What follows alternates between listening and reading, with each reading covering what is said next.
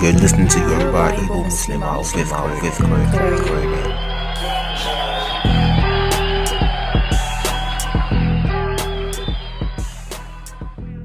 You are listening to episode 6 of Yoruba Igbo Muslimah. I promise this episode is longer than the rest because it is my final, it is the final episode in this particular series, the Yoruba Igbo Muslimah series. Yes, I know that's really sudden, but I'm not going to drag this on and on and on so you don't get tired.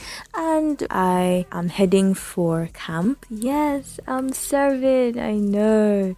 Right. I think I'm supposed to be like super excited, but I don't know. I'm kind of halfway between excited and not excited, maybe because NYSC made us wait so long, but it's all good. Episode 5 was all about awkward Muslimah moments / things you should never say to a Muslimah. That was part 1, and this week it's part 2. Now last week I gave you 3. This week I'm not even going to bother numbering them. This one happens to me very often. Someone just speaking Hausa to me randomly and I'm just looking at them like, I don't understand what you're saying. And if it's an Igbo person that's trying to speak Hausa to me, I usually just try to respond in Igbo. So please, I've said this before, but I'm going to say this again. Don't just assume that everybody in a headscarf or a hijab or that looks like a Hausa person is Hausa. No. The person could be, I don't know, whatever tribe, man. Sometimes people would ask you about what you have under your scarf. Is your hair long or is it short? Is your hair colored? Do you have dandruff? Do you have hair at all or are you bald?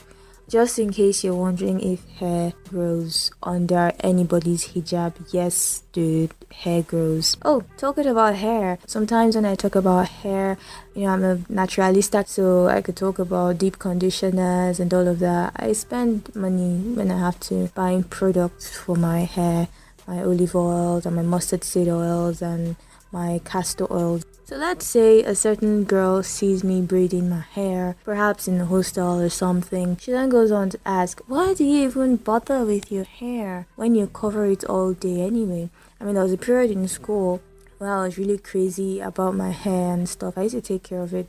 I'll do twists and twist outs. And when I get to the hostel, I just take off my scarf, show it off to my roommate. And look at me like, what's he doing this one? Like, why do you even bother to take care of your hair when you cover it all day? I cover it when I leave the hostel. It does not mean that I don't want to look pretty for myself. And do not ever ask a Muslimah why she has to wear that thing on her head. By that thing, I mean her hijab. Please do not assume that women who wear the hijab are being forced to wear it. No, it's not always the case. I had a lecturer once who believed that I was forced to wear it, and he brought the issue up in class, and I was there arguing with him that was my choice and all of that. I don't think he ever believed me, but whatever. Also, you must never ever tell a hijabi, a Muslimah. A hijabi is basically a girl who wears hijab. A Muslimah is a female Muslim. This definition should have come earlier. Anyways, don't ever tell a Muslimah or a hijabi to take off her hijab. No. And this one, I get this one a lot. Korede, you are too pretty to be Muslim. Hey, yeah, you are so fine to be a Muslim. Oi, why now? Oh my gosh, what does that even mean? Like, dude, shut up. And of course, there are those that always look at you with pity in their eyes. Aw, you're wearing baggy clothes all day. It must be really terrible. No one will ever look at you or talk to you because you're all covered up and so unattractive. Are you serious? Like, are you freaking kidding me? Let's not even go there. There's like a long list of dudes waiting to get my number. Okay, maybe not. I know, of course, some people see in hijab and they just have to ask, are you Muslim? Like, duh. Oh, that reminds me. A lot of people have actually assumed I was a reverend sister. Yeah, it happened to me in school. I went to a Catholic university. I think I was in final year then, or in 300 level. And then all of a sudden, some 100 level students just started running towards me. Sister. What? It was just too funny. I'm going to be in the Federal Capital Territory for 1 year. So yes, if you are in Abuja, please holler. You can holler at me on Twitter at I am Korede, on Instagram at Korede, on Facebook at Korede Aziz. AZEEZ. And of course, there's also my blog, korede.wordpress.com. And don't forget the spelling of Korede, Korayday.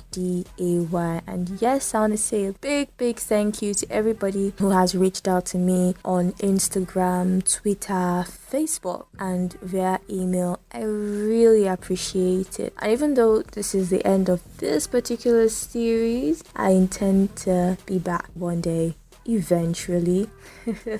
So yes, just look out for me. Thank you very much once again for taking out time to listen to my alluring voice. Alright, yes. And please don't forget to share this if you liked it. The links are always going to be the same. They're always going to be online on SoundCloud. Au revoir. Oh, I really don't want to go now. This is so sad. Alright, anyways, bye. You're listening to the coolest show ever with the Yoruba Muslimah, Igbo person, Igbo, Yoruba. Wow, it's confusing. You're listening to Korede, the Yoruba Igbo Muslimah.